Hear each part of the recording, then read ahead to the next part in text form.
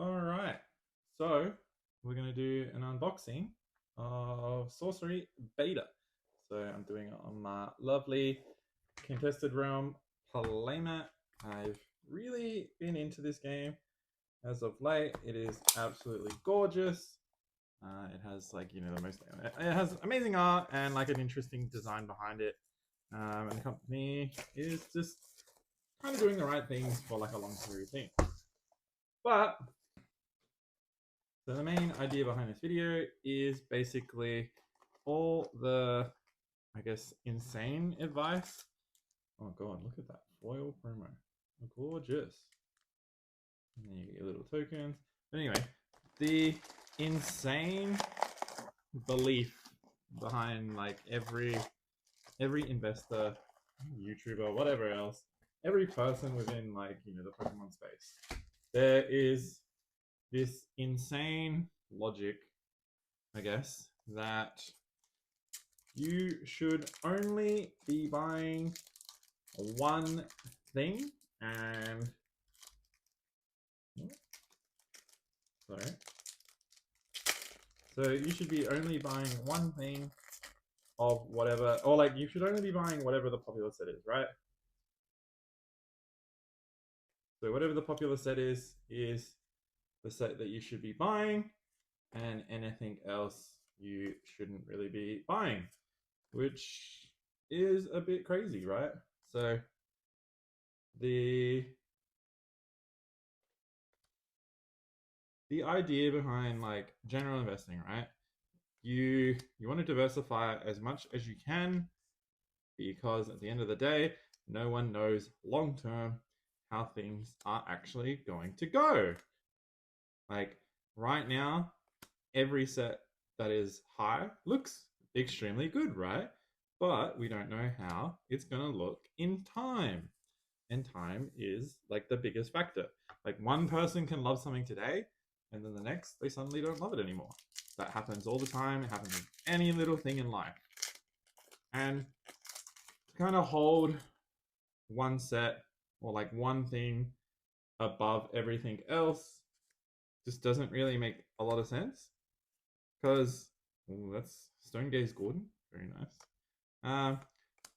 Like you think about it, right? So Evolving Skies is the big thing that everyone always says, oh my god, like look at it, it's the best set ever, it's rising, all this. But like years ago, when it was out, no one wanted it. Everyone thought it was shit. You were an idiot for buying it. And now, if you buy it, or if you had it, you're a genius because it went up.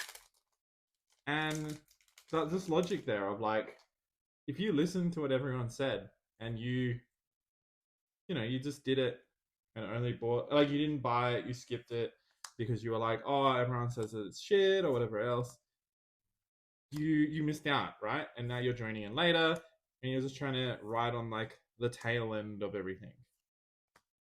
Versus, oh, Mother Nature, little pregnant fairy tree thing. Very interesting. So anyway, you're riding on the coattail of, hey, now it's suddenly high. Now it's like good investment, right? Versus the original thing of if you just bought it when it was, hated and when everyone disliked it, you could have had a way bigger pool, right? You could have bought 10 times more than what you currently have for the same amount of investment. And it's just one of those things where I just constantly see it everywhere. And it's really annoying because it's like, yes, right now, Destined Rivals is considered the great set. But I personally only believe it's considered that because of the supply. Like, if the supply was higher and it was printed into Oblivion, I definitely believe that it wouldn't be as crazy as it is right now. Because honestly, it's not that great. But if you're an investor, like if you're purely investing, right? Oh, that was our unique. If you're purely investing, it's a good investment. Because at the end of the day, you should be buying a bit of everything. Because, like, here's the thing, right? Especially sets that go under, like, retail price, those are your gold mines. Because if you're buying it for less than it's like you can get it at distro, or maybe you get it at distro price, any time that that shoots up, okay, so put it in perspective, right? If I buy a prismatic bundle today and it goes like I buy it for $50 like retail and it goes to, I don't know, let's say $100, right? Crazy. It doubled in price. That's amazing. It's basically what most things have been doing. Assorted animals. That's basically what most things have been doing. But if I buy, say, Perfect Order, which is, coming out soon, say I buy it, like I buy a bundle for, let's say, let's say $30 or $40, right? Say, let's do 30. And then it goes to what? So I think, what happens if it goes to 70? What happens if it goes to 80? That investment, which you just paid less for, is actually the same return as something that was, considered the best and the higher thing. And you still get the same return, right? But anytime it goes, like, because you got it for below, say it was 20 below, right? So Destined Rivals has to be $20 ahead at all times for it to be in a better investment versus the lower price thing. If it's just a, it doesn't need to go the same level. I don't know why it's hard to like spit out the words right now. I'm too ingrained in like looking at these gorgeous cards. Like these are actually so good. Like look at the detail. Like this is a freaking common, and look how much effort they put into it. But anyway, I digress. It's just astounding. Like the amount of YouTubers that just spread the same garbage. I get it. It's clicks. I get it. And all the people like in in Discords and everything else, like it just it hurts my brain. Like your best investment is investing into everything of Pokemon and just seeing what happens. Because at the end of the day, you don't know what's going to happen in 5-10 years. Like Perfect Order right now, people hate it, and that's perfectly fine. But think of all the kids or all the young adults right now that are growing up playing Legends EA, which it is a target market for. Oh, cool. That's a sick one. That is the target market for Perfect Order. So think in 5-10 years when those people start getting income and start being able to buy things. What are they going to want? What are they going to want? The thing from their childhood, the thing that they enjoyed, right? So is that not going to be going up in price like later on? Like, does that not seem like a logical thing that whatever people are like, think about it. What did we grow up on? Well, I'm older. I grew up on, yellow, blue, red, those games. Those were my fun things. Also, silver, gold. Those were the ones that got me into it. Silver, gold were the ones that like really hooked me. And oh, I love the polar bears. Look at the detail on them. This is so gorgeous. Anyway, look at look at that. Those sets, anytime there's a 151, Mega Dream currently is the perfect set of it has so oh my god. Hell yeah. My wife wanted this. And like just look how gorgeous this card is. You can see every little detail in this card. It is amazing. All right, that's crazy. But anyway, what was I saying? Sorry. Yeah, like we grew up. So 151 in Mega Dream, it's going to dethrone Prismatic Evolutions. It's definitely going to dethrone Destined Rivals, and honestly, it's going to quickly dethrone like Evolving Skies for the current generation that are like buying Pokemon right now. Why? Because it has all the stuff we love, and it has everything. Like it has something for everyone. There's Pikachu, there's Dragonite, there's Gengar. Every little thing that you would want is in there. Versus, the other sets. Like 1.1 is good. I get it. But like, it doesn't feel as the same, right? it doesn't feel like like there's a couple of top chasers and they're all right, cool, but like every card in this in like Mega Dream is really good, and there's something that appeals to absolutely everyone in that set. Because 151, honestly, it's a lot harder to appeal to everyone with that set. Oh, Black Obelisk, hell yeah, dude, we're getting some crazy good pulls in this. And it's just one of those things where I think it's going to do really well. But would I suddenly not, if I was investing, would I suddenly not buy Perfect Order, or would I suddenly not buy, Prismatic? And no, because something like diversification is an amazing thing. If you are buying stock traditionally, or crypto, whatever the hell you are into, the way you would do it is you are always going to diversify, because diversity is king. While something goes down, something else could be going up, and you have no idea what's going to go up and what's going to go down. So the way that you do it, oof, look at that. It is gorgeous. Dude, the lands in this game are amazing. Anyway, and a giant airship. It's crazy how, like, this is all hand painted. There is no digital art involved. It is all, hand mediums, and it's just so gorgeous. Like the amount of detail that goes into these cards, like literal common card has so much art, like effort put into the art. Like, it's crazy. But anyway, like, diversification is a big thing in stocks, trading, whatever the hell you want to call it.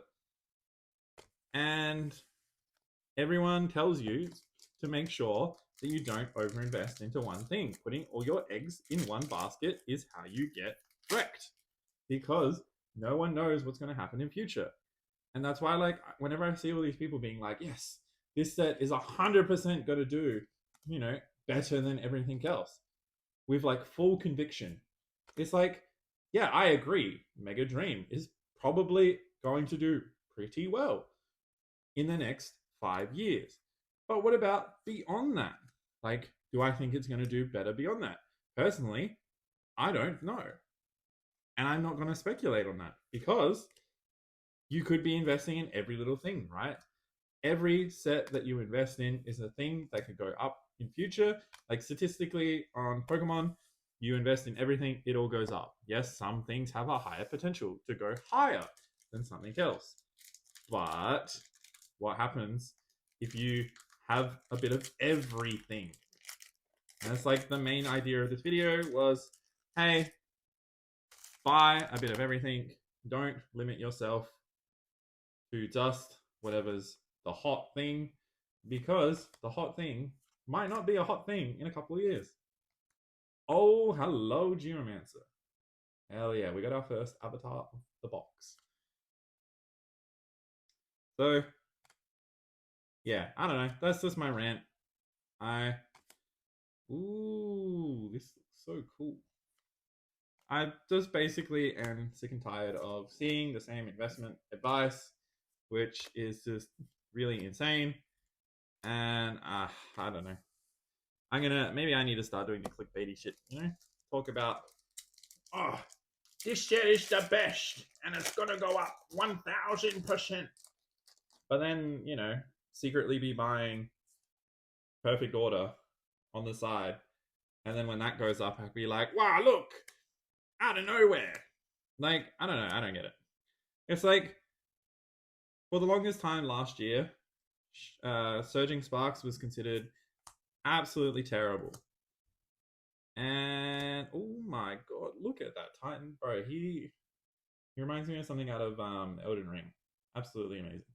Anyway, like, people were shitting on Surging Sparks, saying it's a terrible set, blah blah blah. And yes, it had a lot less print.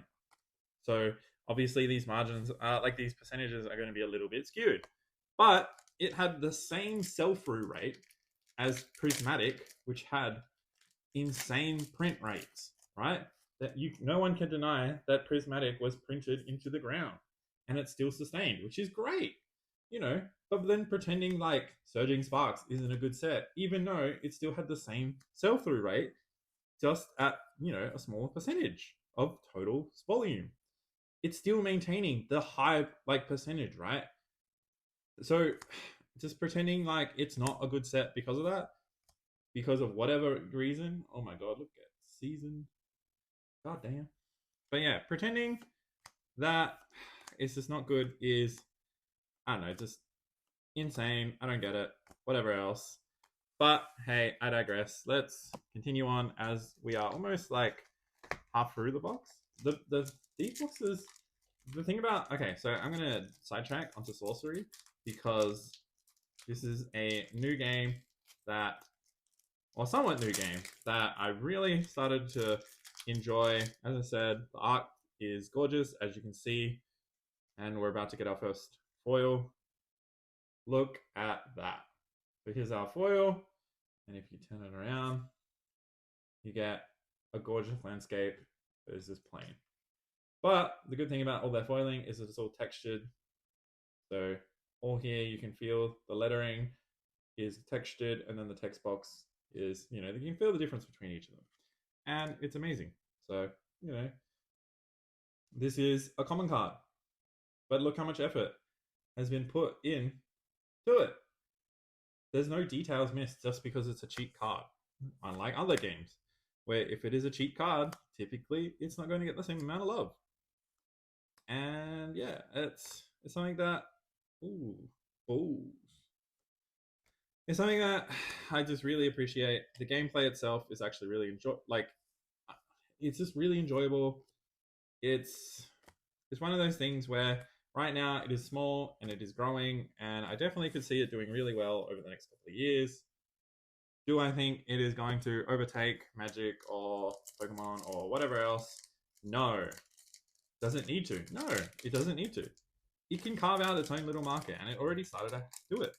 Like the the events that they were holding in like Melbourne, Australia, right? For the regional for this last year, apparently had 300 people. Hey, here we go, another avatar sorcerer. Nice. So it had a, what do you call it? Had a large turnout. Honestly, 300 people for a regional for, holy, Undertaker engine. Look at that. 300 people for a game that is a little under what, 2 or 3 years old? 3 years old, I think. 2023. Yeah, a little under. We'll say, yeah, we'll say like 3 years, just because it was like end of 2023. But for that growth to be doing that in a regional is pretty freaking good. Like, it's not got a giant IP behind it. It's not got anything else carrying it. It's just the game and the art, which is all, by them. So that's pretty astounding. Like, if you think about how many people that is, like, that's not just people, in Melbourne being like, oh yeah, I want to play it. This is like people flying in from multiple locations and coming down. Like, it's a lot bigger than you might think, and that's good. It's gonna have that slow growth. It's not gonna have like artificial growth where it like pops off and then just disappears, because those games don't really stay around, right? We see it time and time again. A new IP will release, it'll get a little bit of hype, everyone will be like, oh my god, this IP is gonna do amazing, and then it disappears. And people didn't really want to stay because the gameplay is pretty shit. It was a cool thing that was like brought out, had IP behind it. Everyone was like so hyped or whatever else, and then it disappeared because the core of it, you need a game that people can play. Look at that, Scent Hound's gorgeous. Like, you need a game that people can play, and if people can't play the game and enjoy the game, well, then you don't have a game. You just have IP printed on a card, and then it very quickly disappears. Oh, Court Jester. Look at that. But yeah, it very quickly disappears, and like, what are you meant to do? I don't get it. So yeah, it's something that I'm slowly starting to get more of. We sell it at quackopens.com.au, and I'm not investing insane amounts of money into like holding stock or whatever else, just because obviously I understand there's a smaller market for it right now, and there's no need to hold like insane amount of product because you're still getting printed, we're still seeing stuff. But the idea is I want to be there for its growth, and I want to see how well it does. I'm going to try and get like locals going. see if I can get some sort of game around it, or like some sort of community around it, around me, because it's a gorgeous game, and honestly, it deserves to see the world. Exceptional Dragons. Hey, Doomsday Prophet. Look at that. But yeah, that was, I guess, the main rant of the videos. I guess the next stuff is not too sure, honestly. Like, I thought I would be done already, to be honest, by the time I got to this part of the video. So if you are still watching, comment Quack. Hey, we got another foil. Let's go. Here we go. Foil payload tribute bucket. That is our foil rare too. Holy, look at that. And then on the back, gorgeous as usual. And we got good old camel coming on in. But yeah, so comment Quack, I guess, if you still are watching at this part of the video. Thank you for being this far, listening to my, I don't know, my unconscious ramblings. I plan to do more of these unconscious ramblings over time. I wanted to open this, and I was like, well, what better way to show it off, and also, like, you know, talk shit on YouTube, I guess, than record a video with it. So here we are. Gothic. Oh, hello, another foil. There we go. Foil Amos mercenaries. Gorgeous. Don't hate the pronunciations. English is hard. There we go. We got another avatar. Wave Shaper. Pretty good. But yeah. From now on, I'm just going to talk about, like, I guess the future of Quack Opens and kind of what we're doing, because it's kind of changing in terms of, like, English is insane. I already knew it was hard to get product, but it's just going to get even worse. And holding new product without distro is honestly kind of hard. There are still stuff that every now and then, if we can get like a little bit cheaper through connections, I will definitely try and stock it. There we go, another foil. Oh my god, gorgeous land. It's so beautiful. Like, just the amount of detail that goes into these is just crazy. But yeah, so future of Quack Opens, right? So we are going to be, ooh, hello, all-terrain investments. We are going to be focusing on Japanese product, which I already knew was going to be the case initially, but we started off and we had a bit of English product, and we were just like, hey, well, let's see what we can do. Once we get rid of the English product, we are almost done, honestly, on all of our English product.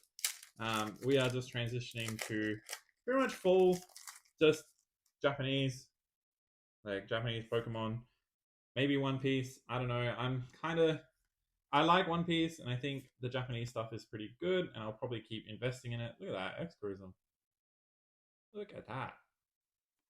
I reckon we'll be keeping Japanese One Piece just because it is a cheaper alternative. It is fun to rip. Unlikely alliance. It's fun to rip, especially since we rip and ship twice a week. If you haven't seen us, we're on TikTok. We abandoned WhatsApp because it was terrible. I hated charging insane prices just to cover fees and to be able to, like, you know, make money, because shocker, a business needs to make money. So yeah, we have completely abandoned Whatnot, and we will never be back. So if you do want to see us live, check out our Instagram. Holy Sunken Treasure. Yeah, check out Quack Opens on TikTok, where we will be streaming twice a week, Mondays and Friday or Saturday. We're not 100% sure on which ones we are actually going to be consistently doing. We know that Mondays are locked in, but Friday and Saturday really depends on the week, just because, you know, real life. But we do need to lock that in 100%, and hopefully going to be sorting that out. So yeah, English is kind of dead to us. If I can still get stock, why not? I'll get it every now and then. but it is definitely, oh, hello, look at that, Blaze running away. Anything else, we are basically just ignoring. It's not going to be the focus of our business, and it shouldn't be, because, excuse me, it's not sustainable to get high like volume, right? So TCG is a volume business. The only way to get volume is to get a lot of product. And how you get a lot of product? You buy a lot of product. It's really simple. The more product you have, the more higher volume you can make, or like sell, sorry. And so your profits get bigger. You don't make a shit ton of money from selling, for example, one box of sorcery, right? After costs and everything else, you're probably making roughly like $20 to $30 a box, right? $20 to $30 isn't going to change your life and isn't going to do anything. Like, our website costs more than that a month to be able to cover. So to be able to, continue as a business, we obviously need to get high volume. Oh God, this city. Look at that. Free city. And Puppet Master. Very nice. So yeah, the goal, get more Japanese. We have a bunch of Japanese product coming. Those will be on the website. We are also still every now and then getting Chinese product. Chinese product definitely feels like it's not as strong as I thought it was going to be. And some of the stuff that we have gotten for Chinese has not sold as quickly as I thought it would. Because like I see the initial demand, I buy pretty ahead of that. Then when it actually arrives, it does okay, but it's definitely not like it doesn't instantly sell out. Oh, hello, Silver Valkyries. Look at that, gorgeous girls. It doesn't instantly sell out and disappear, which as a small business, is kind of annoying. I don't want my shelves to be sitting with stuff. So what do? I try and get rid of it, and that's why Chinese. I think also dealing with all the suppliers. Like, I have tried working directly with a smaller distro that has distro in China, and to be honest, it's an actual nightmare. Ooh, hello, foil Wicked Witch. Let's go. Look at that. First foil elite. Very nice. But yeah, just the amount of stuff that goes on in China when it comes to actually getting stuff. Like, people talk about, oh, hello, Seer. Look at that. God damn, he looks cool. And then we got a pack of wolves. Very cool. People talk about how hard it is to get an English product, right? English product you're buying from a scalper normally, yes, haha, woo, whatever. Because you can't get it at retail. But China, everyone is the scalper. The distro is the biggest scalper. Unless you are buying from like the major distro that works with only retail store, like giant retail big box stores, you are buying from a smaller distro that gets product and then distributes it out to smaller LGS. And those guys are they know the market. They see eBay. They see all the prices going around, and they're like, hey, we want some of this. We want more money. So what do? They charge more. And so the prices that you actually get from them are typically not that great. And it's really weird. You'd think you'd be safe from that kind of stuff working with a distro, but realistically, you're not. So yeah, in future we'll probably be buying less Chinese. We already don't get a lot, but hey, we get what we can. Whenever there's specialty sets that I'm personally interested in, I normally buy it just because I want one. So if I like it, I think other people will like it, and typically I'm sort of right on that regard, and I will get it. So yeah, that is how we're moving forwards with Quack Opens in the future. And yeah, I hope that, I mean, the big thing is for us as a store is the more I post all these videos, like, I know YouTube I've been kind of slack because it's actually really hard to record like a longer video. even think of like topics and everything else. I've just been kind of focusing on the short game. Shorts have done really, really well for us. And I've noticed if I don't post a short, I don't get a sale. When I post a short, I get a sale. So every day that I post a short, there is one order at the very least that comes through. And the products are not related to whatever the short might be or whatever else. But it's just that thing of like the feedback train is there. It's like every time I post, I'm rewarded with something, right? If I don't post, our business doesn't grow. Um, and that's like the interesting and cool thing, I think, is the more, the more we're active on social media, the better it is for us. And that's why we are 100% focusing on that. And yeah, there's just going to be more content in future. Obviously, I still work a job, so it's a little bit hard sometimes. Holy, major explosion. This is a good card. Yeah, it's just hard sometimes to get time to film, along with all the other stuff, all the admin stuff, and packing, shipping, streaming, everything there, like worrying about like spending time with my partner and everything else. So I think we got a foil. Hey, we got another foil. Let's go. What do we got?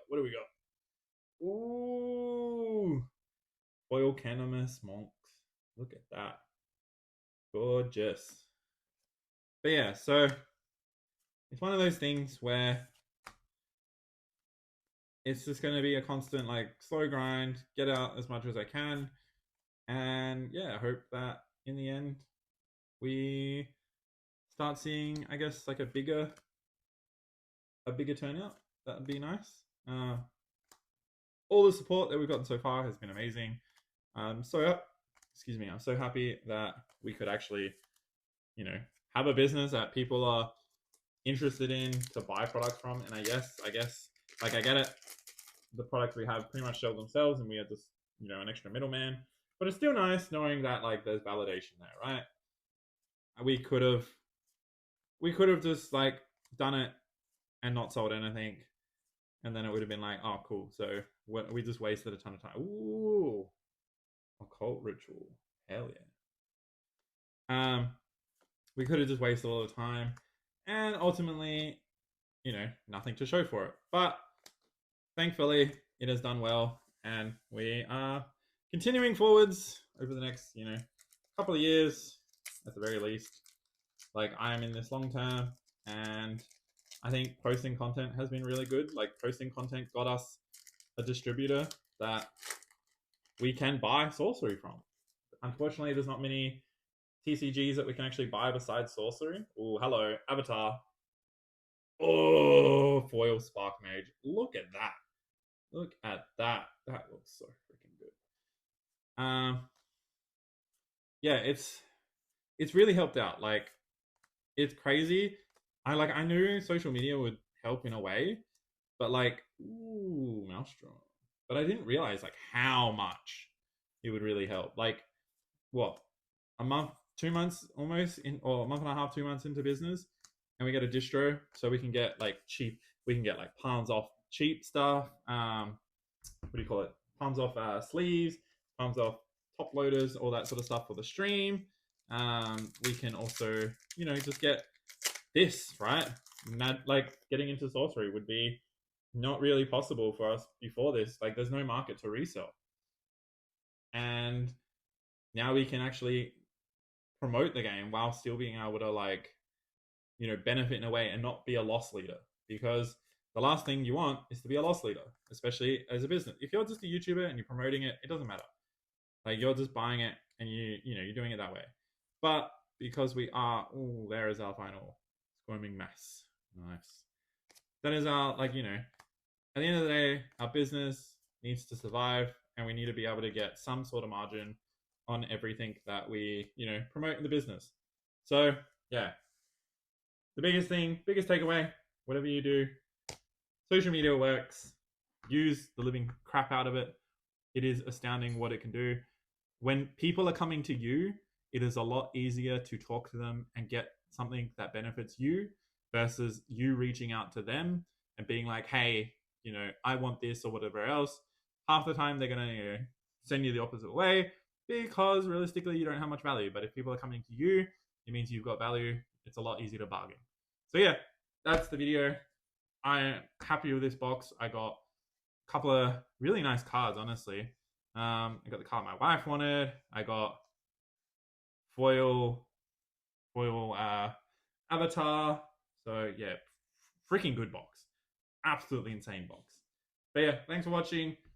If you made it this far, comment, snaps, and I'll see you in the next one. Make sure to follow our Instagram, TikTok, whatever else at Quack Opens on everything. Also, check out our website, quackopens.com.au. If you are after sorcery, we will have limited listed on the website, but feel free to reach out to me because we can get more of other sets. At the moment, we're only going to have Gothic, but we can get other stuff. So yeah, feel free to email me or just send a message on Instagram, whatever else. And yeah, bye.